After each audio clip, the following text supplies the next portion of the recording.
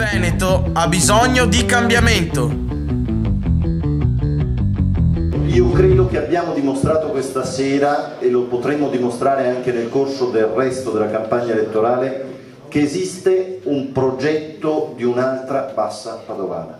Come può esistere un progetto di un altro Veneto, può esistere un progetto di un altro modello di Bassa Padovana che risolva sicuramente i problemi centrali, che sono quelli delle infrastrutture, per poter pensare e progettare a un modello di sviluppo della Bassa Padovana. Però credo che da qui dobbiamo iniziare nello scrivere questo progetto, nel farlo diventare una cosa concreta, esattamente come Flavio Zanonato ha saputo declinare questa sera, credo, i temi dell'integrazione e della sicurezza che possono stare insieme.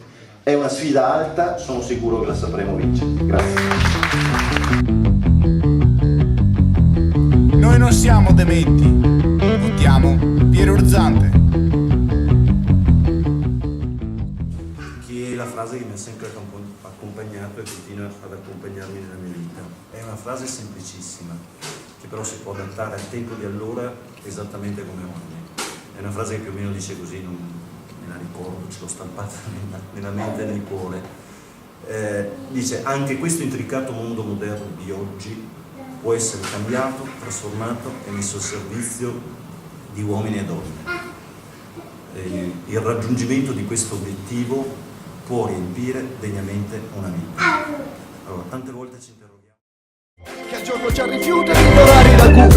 E non vogliamo Pierò e nessuna bandiera. Qui sono tutti cowboy, mangiarina chi vuole la pace stasera. Noi, gente che spera, cercando qualcosa di più. In fondo la sera, noi, gente che passa e che va, cercando la felicità.